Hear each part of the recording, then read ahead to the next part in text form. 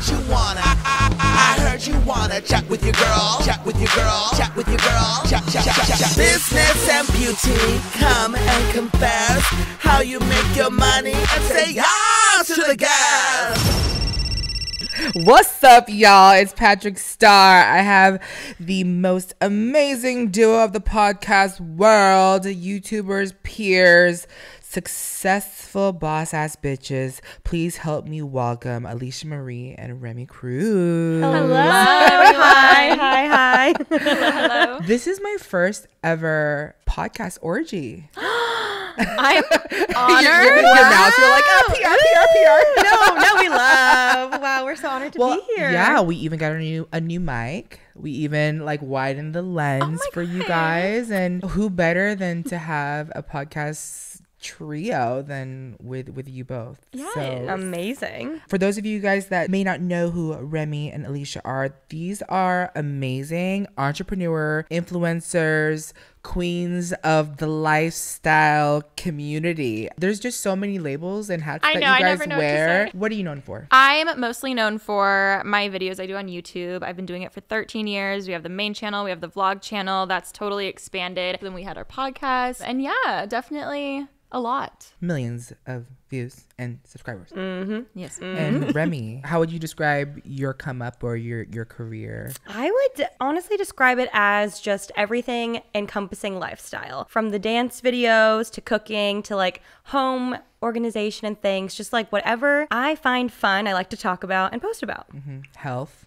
Wellness. Yes. I forgot about that. Girl, if not the biggest transformation of the lifestyle, you really had a full-on mind and physical transformation. Yes. Through your journey. And I'm so honored to have you guys, because I feel like just seeing you guys in the past, in passing and conventions, and also on YouTube. I was saying this on your podcast, that a Pretty Basic, which you guys should check out. They talked about me and only me, and it was about me. But on this, it's about you guys, and you guys really painted YouTube so colorful. We talked about the saturated thumbnails. We apologize. The lifestyle. What did it take to be an entrepreneur then, and what do you think it takes to be a influencer now? I think then the first thing that came to my mind was sacrifice, in the sense of I had no social life then. I lived, eat, and breathed work, even though to me it didn't feel like work, and I loved it so much, and I still do. But then I was just so obsessed with creation and filming and editing, and I'd be so excited to film, record, and then come home and edit and put it up, and it was just this constant cycle. And I feel like I never really had the college experience, just because I was always working, I guess. How old were you when you started? I was 16 when I started. Crazy. It didn't take off more till I was about 19 though, I would say. I think for me, honestly, I've always kind of lived my life and then just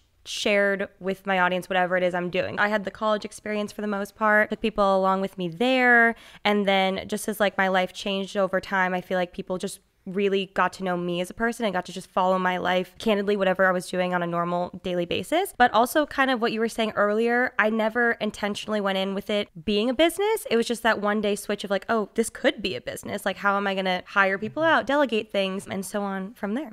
How do you guys know each other, and what brought you here? What was the pinnacle moment of your friendship? Because you guys are friends, really amazing friends, and it shows online, but to have friends come into a business part of it is not that basic. So what did it take? Because you guys obviously knew of each other on the come up, seeing, and what was the spark? Are you gonna tell the story? The marriage. I knew of her. I'd watch her videos. You knew of me, watched my videos from time to time. And the year was 2014, I'd say. This is so embarrassing. And we're at a BeautyCon party. Which hotel? The Standard? The Standard Hotel. And it's a pool party, and all the lifestyle girls are kikiing. We're all meeting for the first time, whatever, having a good time. I feel like I was always kind of on the outskirts of that lifestyle group. And so I see that Alicia's there, and I'm like, oh my God, Alicia Marie, I'm such a big fan. I see her sitting there. For 1 minute, she's alone. I'm like, this is your time, Remi. I went to college where she grew up, so it's common ground. Say something, bitch. Can I cuss? Yeah. Okay, good. So then I walk up, I muster up the courage, and I'm like, Alicia? And she's like, hi. And I was like, I just want to say congrats on hitting 100,000 subscribers. That's so awesome. This bitch goes, I mean, actually it's 250,000, but I am so embarrassed. So fucking embarrassed. And I was like, oh my God, I'm so sorry. Congratulations. It's amazing. Why is she my friend now? We knew of of each other. We ran in the same circles. And then we ended up having a mutual friend, Mia, who I got really close to. She was best friends with at the time. We kind of like started hanging out as a group. Then she and I just like started connecting because we were late bloomers. We had like a lot more in common than the other girls did. And we'd have a lot of like talks, just crying. We had our party girl phase together, and that's what really bonded us together. Yeah. So Pretty Basic is how many years old? Coming up on 3 On years. Yeah, this is our It'll third be- year, yeah. Yeah, it's our third season. Or technically third year, yeah. But summer of 2018 is when we realized we wanted to start a podcast together. I don't know. I'd never had a friend like Remi. I mean, I don't know if she's never had a friend like me, but Actually, Actually, I've had 250,000 friends like you.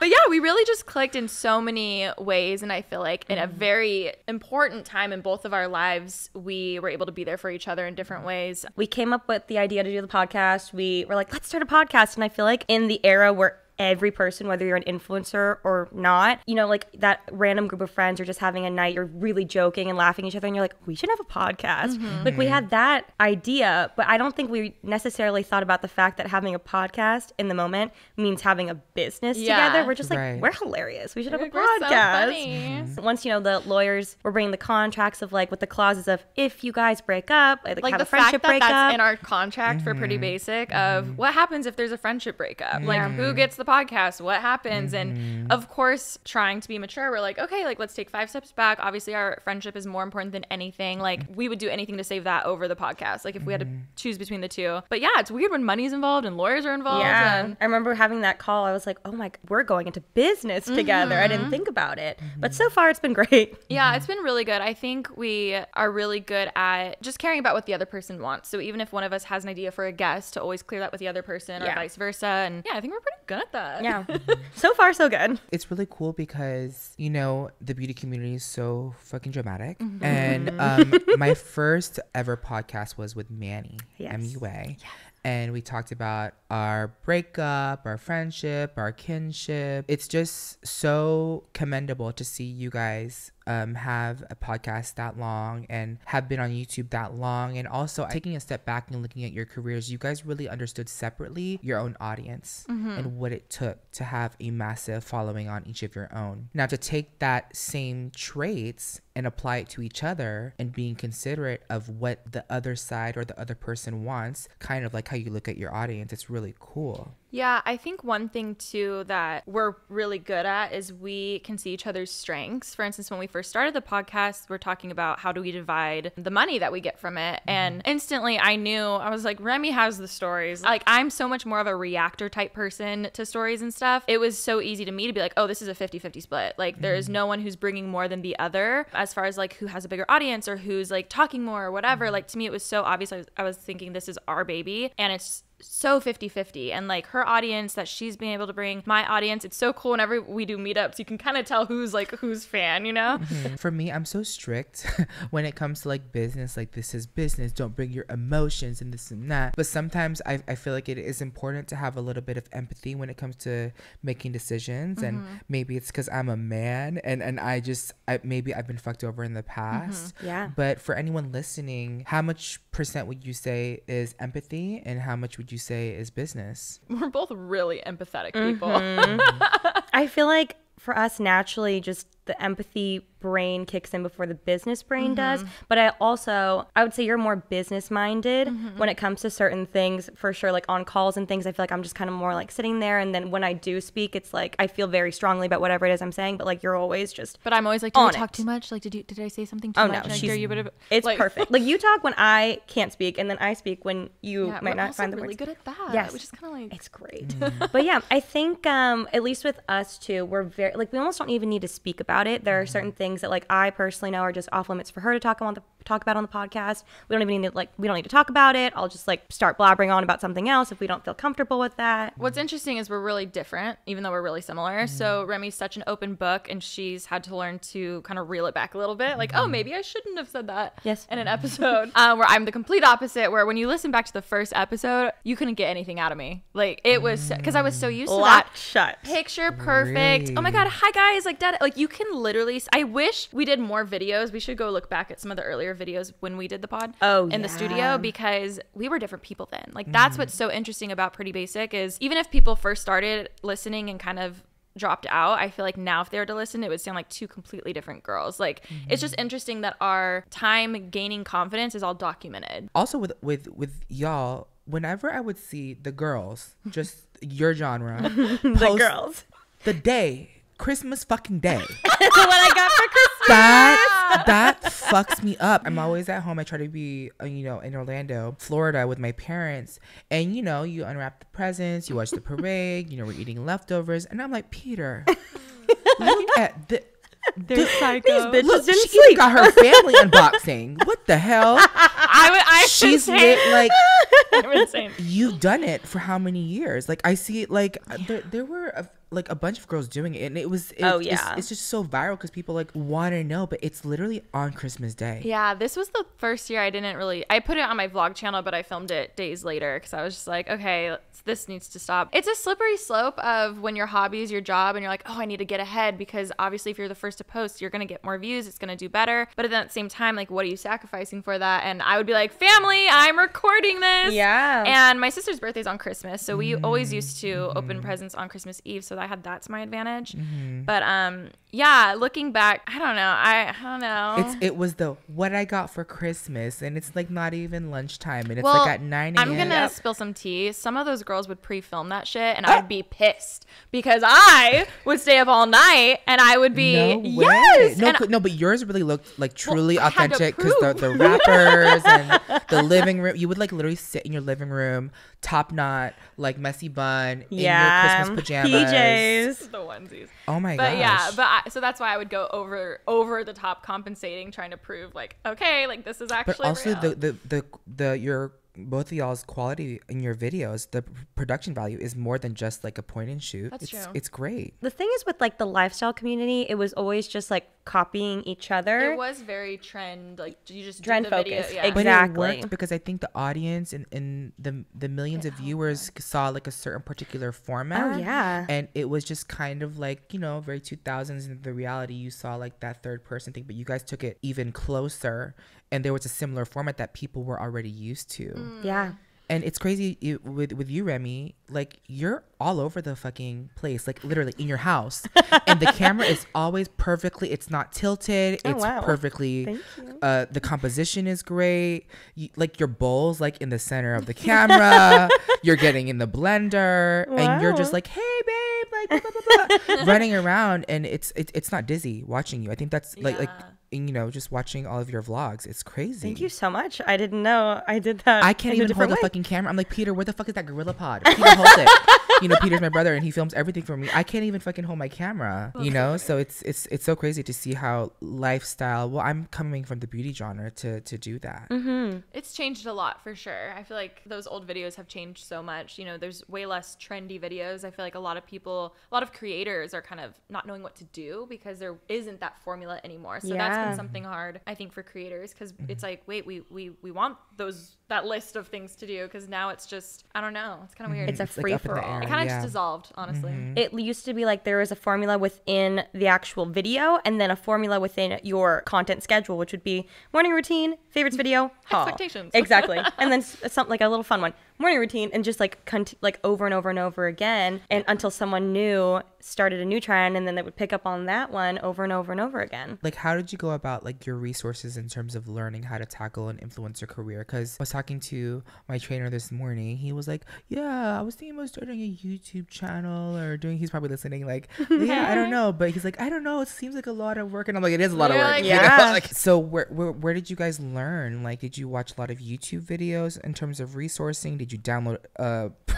editing programs? Yeah. Literally, I was always such a self-taught person. So Okay. if I didn't know how to do something, I would just figure it out. I remember I finally splurged on the Sigma 34 millimeter 1.4 lens. Oh my God. Thank you, Ingrid.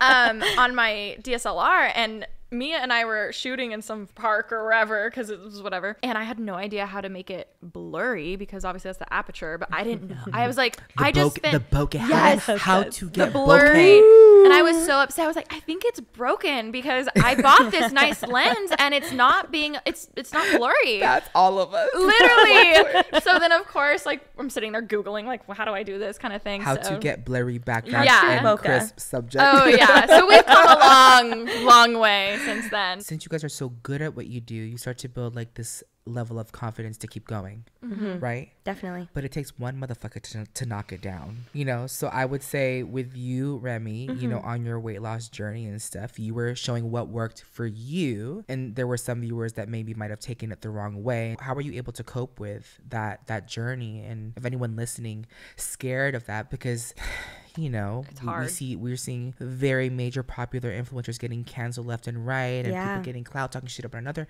influencer, and it's just so disgusting. But for you only have your control at the end of the day. So what was your way of getting through that? I think for me, actually, the big issue, I feel like actually I didn't even realize how much I was contributing to diet culture whilst making my videos, because I was just caught, like, I was doing what I was always taught to do, you know, eat less calories, work out a lot, and I got into a really unhealthy mindset. And so I've had to really reteach myself, and I'm still in the midst of reteaching myself. But for me, the big issue that I had with my weight loss journey that was really hard for me was my comments for my whole life, because I've always struggled with my weight in person and then on YouTube and everything, were about, you know, calling me a cow, lose weight, like you're fat, just like anything with about my weight. And so it didn't really hurt my feelings much. As you're trying. Exactly. Like, yeah. And I've always struggled, and I found out that I even have PCOS and things. So like, no wonder I've always struggled. I'd always get those comments. I'd be like, it's like, whatever. They're just about like superficial things I can change. I just don't want to change right now, whatever. But then once I started to lose weight, all of a sudden my comments switched overnight from being you're fat to being I'm being a slut. But I even like made this whole video that she helped me with about how I love to dance. I've always danced my whole life. We'd go to like the club, and I would do like Fifth Harmony choreography I taught myself from the music videos.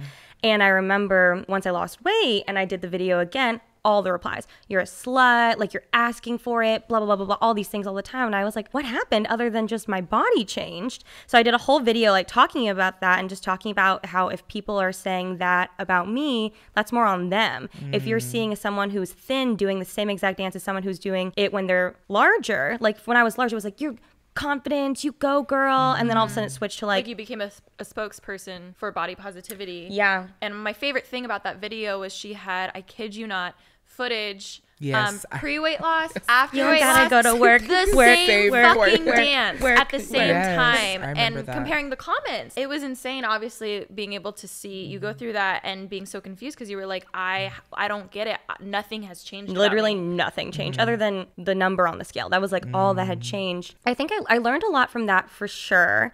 And now I've been able to go back and kind of figure out, like, while I've been fluctuating in my own personal weight, now I would love to go back, or not even go back, but I'd love to make content now in a better, healthier mindset, because I thought I was so healthy before, but turns out I was working out 2 to 3 times a day, eating like a very minimal amount of calories, and I thought that was what was considered healthy. But now that I've been able to kind of healthify my mind, I feel like I can go about it from a way better standpoint. But also to what you were just saying, I remember when I was at my heaviest, you know, I would get asked, my manager would be like, oh, this like conference wants you to talk about being like essentially a spokesperson for being plus sized and all these sorts of things. And I was like, I just want to make dance videos. I want to make DIYs. Like, why am I being asked to like talk about these things? I'm not like Ashley Graham, which I think she's amazing, and I think it's so cool to talk about those things. I just felt like I wasn't putting the brand out there. I was just being my weight and being happy. So that was something that was hard for me to struggle with too. Yeah, it's so crazy. I'm also asking for myself because I'm trying to get in a healthier mindset. I'm 31. I want to get healthy, but the last thing I want to do is put, like, for me personally, is like put my social media out there and have it critique, because that scares me. And I'm going through my own discovery at the same time. For you, you would say going into this career and job and consciously knowing that you are filming, editing, uploading, that you have a mindset like it's a free-for-all, but you have to protect your own mindset. Totally. Yeah, I think if I could go back in time, I wouldn't have done that content. I think more so than just getting the comments, I was putting out unhealthy content that I was unaware was unhealthy. Like telling people what to eat, telling people, you know, how much to work out and things, which I wasn't necessarily like telling people. I was just showing what I was doing, which I feel like was unhealthy in a way. So I feel like I wish I just kept it to myself and worked on it myself. And I feel like then I would have been under a lot less scrutiny as well. I think for people listening, would you say there's a very fine line between being spontaneous and being impulsive as an influencer with your content? Because sometimes in the moment when you're thinking about it, you're like, oh, this is really working, losing the weight, I want to share it.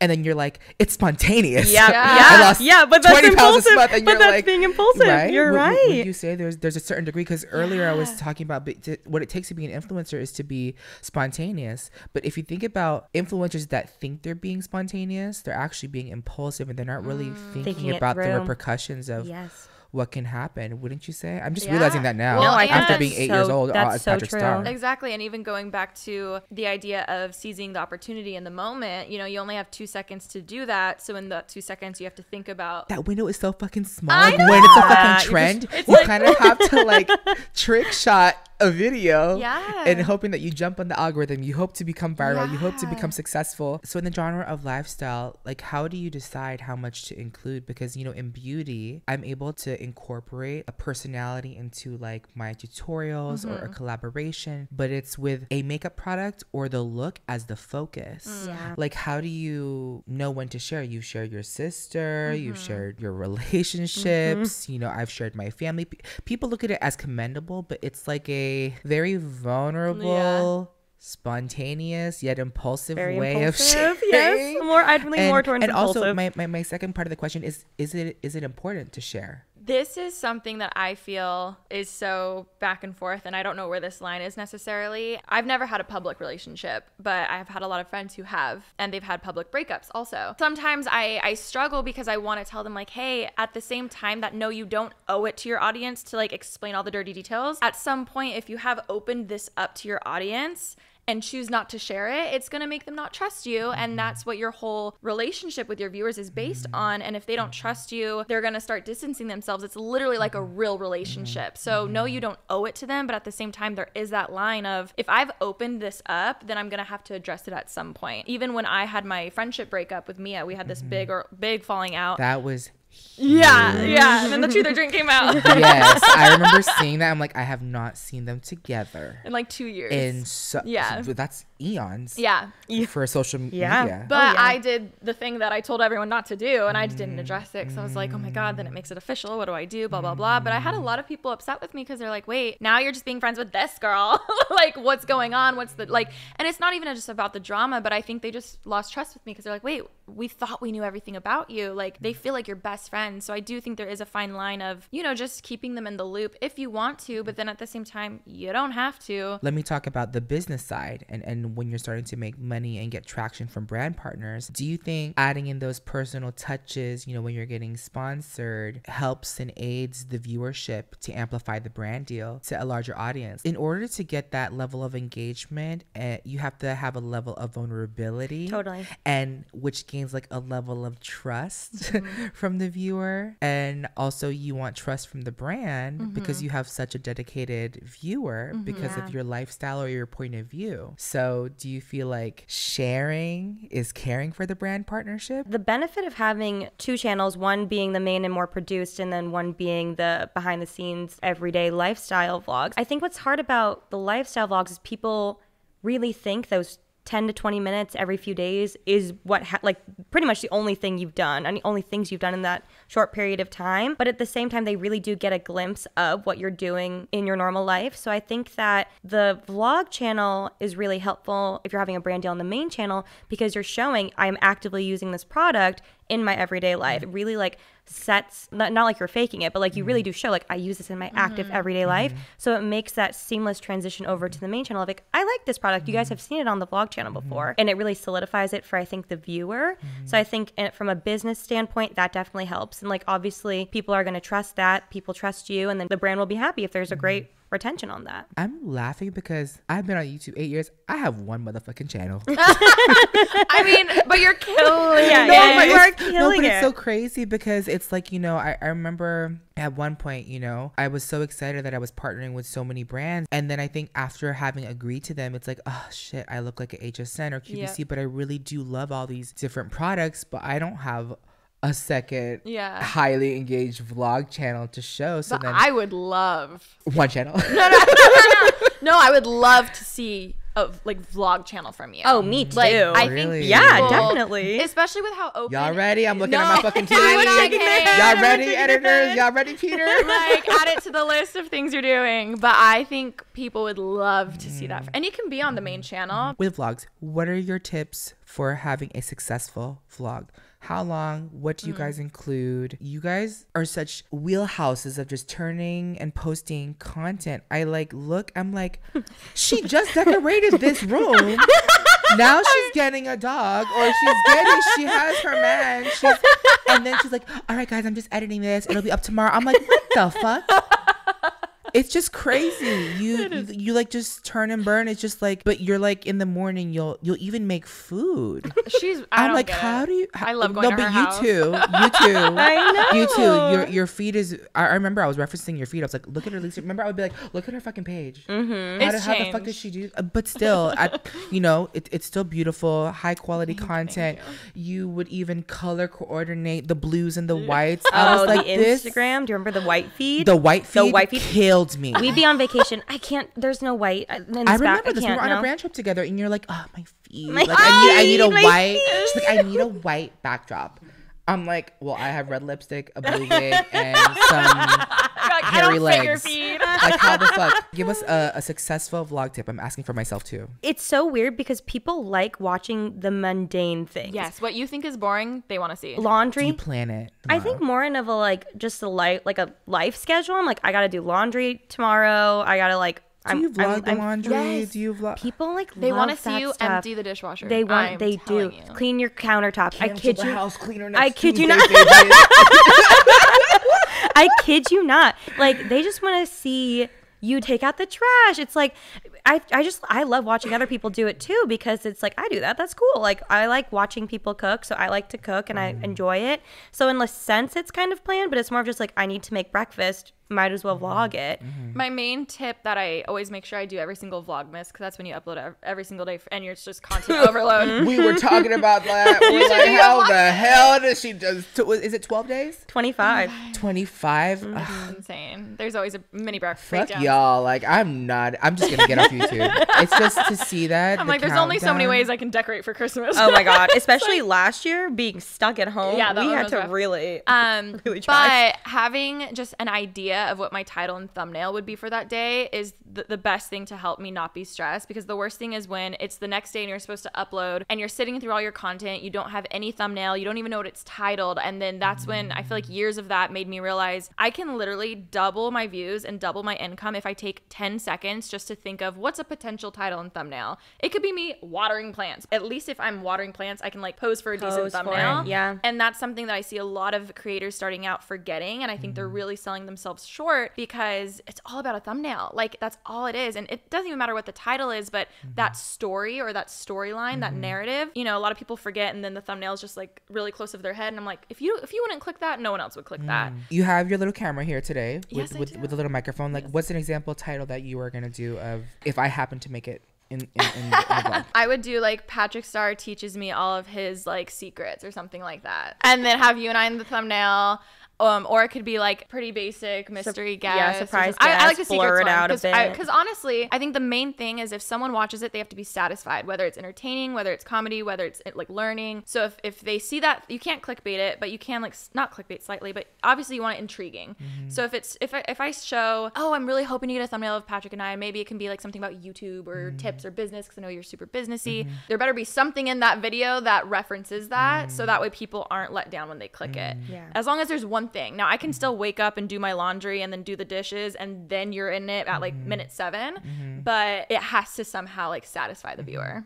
Are you the same way with yours? Because I'm like, how does she sleep? I sleep a lot, actually. We do have vlog It's editors. so- Like, we don't edit you our do? vlogs. Yeah, my Okay. brother edits mine for me. So do you go into the vlog having a title for you, Remi? I will admit it helps. There are a lot of times while in the midst of filming, I'm like, this is the thumbnail. This is a good title. But not necessarily every time, but it definitely helps for sure. Her problem was when she moved, I was like, Remi, you better stretch this out. I was like, I did moving vlogs for like 3 months when I moved into my house. I was like, we are milking that as much as possible. Because she is such a like, okay, decorate everything in one day, boom, it's done. I was like, no, that is so much content. Like, you gotta like stretch it out as much as possible. painful but for also me. I can just tell that she wants to get it fucking done. Yes. That's You should've just the seen- Remi style. She yes. when you do that whole wall Oh my in God, the your papers, glam room, yes. I'm like, I can't even hang two. She had like a whole collage of I've shit. switched Like, like it 3 was times. beautiful. Thank you. And you did your whole like system and stuff. With me, it's like we get so excited to like say things and vlog. It's the stupid influencer monologue of I have something coming up. Secret project. And I fucking do. And it's like you have to save it for a special moment. I hate it. So it's like we have such big campaign shoots, commercials. It's so hard because you don't want to be that influencer. Because then we're like, okay, we'll film it now and we'll post it in 9 months. The clear, direct answer is to just show your real life and not the special moments. Because the special moments, if you were to have a main channel, could be for the main video. Yes, Totally. I think that's the golden rule with it. And I think so many people think they have to like do bits for the vlog or do whatever for the vlog. My favorite vlogs are when people first move to LA and they're so excited to get invited to a Maybelline event and they're like, oh my God, it just reminds me of when I first started. And I love that like innocent purity to it before they realize it's a business. And it just Yeah. reminds me of when I first started, and I love those types of vlogs. In our stage of our career, when you have the brand deals and people know you at that standard, the come up is like the most exciting thing. And it's like, but when you're there, I feel like people don't care because it's like, all right, that bitch has made it. Yeah. I mean, we've kicked it at the fucking red carpet. Yeah. We're hey, fully bitch. like, hey girl, like hold on, the paparazzi's over here. Like it's just so cool. It's so cool for us in our mind, because I think if like personally we look back at like where we came from, and it's so meaningful to us. And me and Peter geek out at the billboards or the AMAs where I've seen you guys with these fucking celebrities, you know, just saying hi to us, or photographers yelling our names, and we feel so bad and bougie, and we're so glam. We feel like Hannah and- Montana. Yeah, literally. And then, but to the viewers, they just see it as like, oh, they've made it. They're We at don't- a we don't carpet. care. Yeah, I think they love seeing you fangirl and they love seeing you freak out. When we were on the billboard carpet and BTS walked by, like that was before they really popped off too. yeah. Like little things like that. I think they love that and they want to see that. They don't want us just to be like, We're too good because it's like, no, they're the reason we're even there. So for people that want to share, we talked about sharing like their personal life or sharing their lifestyle, and they have like a genre, whether it be fitness, cooking, beauty, or something that is hyper focused in a genre that it would be considered like their main channel video. What is your ratio? If you're just to give an example, is it like 2 vlogs to 1 main video? Is it like 4 vlogs to 1 main big epic video? Because those are like more produced and take more time. I mean, I'm in that mindset, and I always have been since the get-go of YouTube, or once I started taking it seriously, which is just once a week. Like once a week, whatever it is, try and hit For that a for the vlog? main channel video. Oh, Sorry. for the main channel, For okay. vlogs, I aim for like 3 to like 4 if I'm doing really well, but that's you- only if I have a lot of stuff to talk You say about. it so casually, like it's a walk in the park. I can't even get up. But most of the time I'm just sitting and talking though. That's the Okay. thing. So like to me, I can get a vlog done in a day, get it edited the next day, and get it up the following day after. I hate when vlogs sit for too long because I personally, You lose it's interest. it's so old to me already. I'm sure no one else wants to see So that. let's say you film a vlog on Monday. When would it go up? Preferably Wednesday or Thursday. I would try 3 to 4 a week, and then 1 main channel. one video. main channel video. Yes. So that's 5. Yes. You have a personal day? Yeah. I mean, I take a It's lot not of personal. I sleep a lot. Yeah, that's exactly. Does that sound insane, Peter? That sounds crazy. Peter's like, Patrick better not get any fucking ideas. We're getting in the vlog channel. No, but it's crazy. I thought about it, you know, and it's just crazy having work-life balance. I try for once a week. I've gotten main channel? On main channel. I just love the vlog channel. Even my YouTube manager, we've always never purposely dived into the analytics of the vlog channel. It's always been a fun hobby, and I think that as much as we can try to like be more strategic with it or do more viral stuff. We purposely have left it kind of like, let's not worry about how many subs I'm getting on that channel or whatever, because it's just been so fun. And I think we still have that like early YouTube spontaneity. Guys, too much caffeine. My mind's going, my mouth is not going. Yeah. I remember when I was younger, I studied classical piano. Oh my God. No when idea. I was younger, yes. And I studied when I was 15 and 16 at the University of Central Florida. I would play Bach, Beethoven, Chopin, and I was like so excited. But then I think when I started to get into the college level, I was doing it for somebody else. And that discouraged me. So in terms of aspiring to create something, I always, even I talked to my team this past month, I had like a little bitch fit. I was like, I'm not doing anything for me. There's something for one size, there's something for this, there's something for that, there's something for the press. Like and these are amazing opportunities that I never thought that would ever happen to me. Not to say And you're so, ungrateful, it's just you're losing yourself. Yeah, I'm losing myself. And I was like, well, what's for Patrick Star? And so I think there's a similar thing with the vlog channel, that there's something for you and something that you want to do, that you have control over, and it just so happens to be successful. I feel like I always use the analogy of artists, and you know, they come out with a hit single, and in a sense that's our video, you know, and if they're trying to get hit after hit after hit after hit, unless you're Ariana Grande, after hit after hit after hit after hit, like it's not realistic. And that's what makes those platinum albums so special, because it's not always the case, you know. And when we're doing so much content, it can just get so overwhelming, and you realize like, wait, I need to actually do something because you want to do this, you know.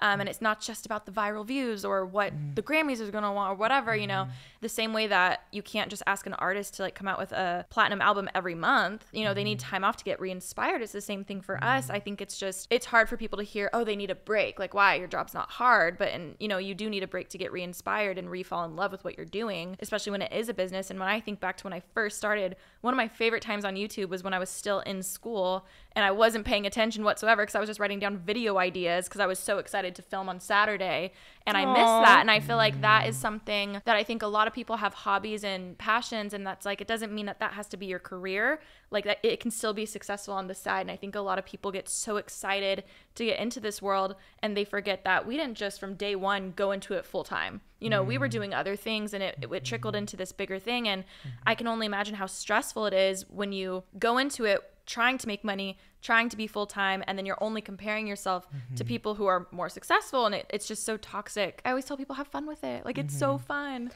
For me, the vlog channel is still the one platform where I get giddy to upload something. I get so excited when people are gonna love this. I wish I had that. Yeah. Like, I right now I get so giddy about like my makeup that I'm coming out with, my campaigns. They're huge commercial sets, and it's just so exciting. But I just feel sometimes bad, so I'm excited. I love your behind the scenes videos for that stuff. Like for the music video, the behind the scenes of showing that, I was so fascinated. Thank you. And I think people like want to see that more too, because you also make it look so effortless. Like the same way, like it looks so, it's just like, how does this happen? Like I'm even like, oh my God, the set, like this is cool. Like we don't know what that's like. And again, you take your personable personality and then tie that into like this sick set, and it's like the perfect storm though. And that's like the best part about vlogs, is you get to see things that we're not experiencing, and with your own personality and your own personal touch. What I was saying in y'all's podcast, in my journey of becoming Patrick Star, because I never felt official. I always wanted to have like an official moment. So whenever I would have a brand partnership or a music video, I would say, you know what would make it official? A behind the scenes of how it was made. Oh, yeah. They're making the band, the or official making the official making of, and BTS. And the thing is that I got so used to the official stuff. So it's really awesome to hear from you that taking out the trash and doing laundry is just as official. I can't wait for your next vlog. It legitimizes your audience. So it's really cool to hear. So you give the blessing that it's okay to be on my main channel. Oh yeah. Of course. Yeah. Honestly, a lot of our peers, the whole thing in the lifestyle community was to have two channels. A lot of them are merging them. Other than like we're one of the not last one damn peer. Not Manny, not Nikita, not Jackie, not. I mean, you know what? You know like what ends up happening? The vlog does better than the main, better, and then you're like, wait. What? Like, almost everyone is merged. I put how much money and time into this, like produced whatever, and then me literally scrubbing my bathroom floor does better. And I'm like, wait, what? It's also very humbling, I will say. I'm like, okay. Especially now, people don't want my produced content like they used to, which was hard for me because I felt like I really tried to prove my worth through editing and production and stuff. And now, especially with TikTok, people want it filmed, no filters, like Crunchy. Yeah, they want the basic like Avenir text. Like they don't want this crazy plug-in whatever. So we've even had to like downgrade our production a little bit because I felt like that's kind of what the viewers are wanting. So no color correcting, just cutting. We'll color correct, but not 50% I know saturation.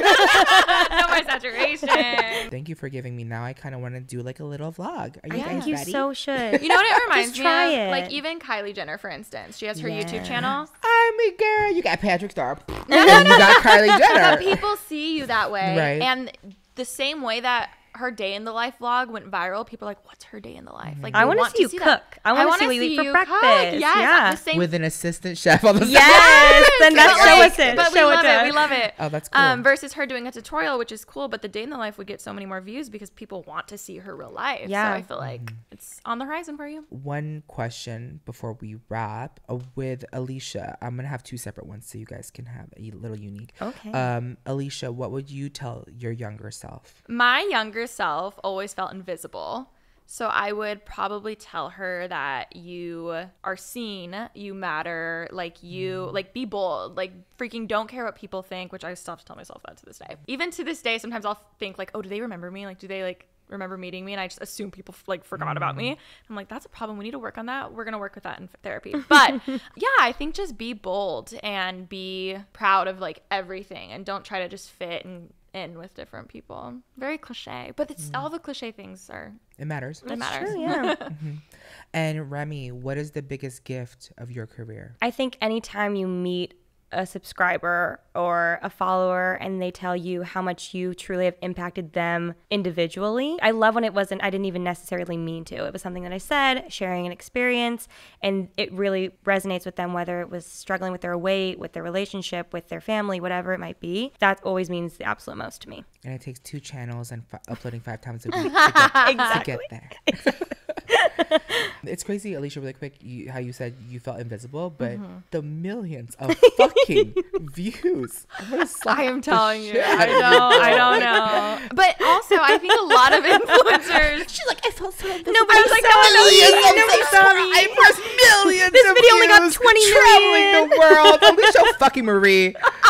I'm not knocking it. It's just so it's just funny. awesome. It's yeah, funny. It's like just an crazy. oxymoron. Millions of views, 13 years on YouTube. Yeah. Crazy. Same for you, That's Remi. so funny. So crazy. Well, you guys stay doing the most. Are you guys ready to play a segment called Doing the Most? Yes! Fun. Doing the most, bitch. So who do you think is doing the most? You. Yeah. No. I think you. Is this it's a good thing, right? Yeah, Okay, yeah. yeah, it's you. Yeah. I think you. I think Remi. Thank you. It's good. Yeah. I think Remi too.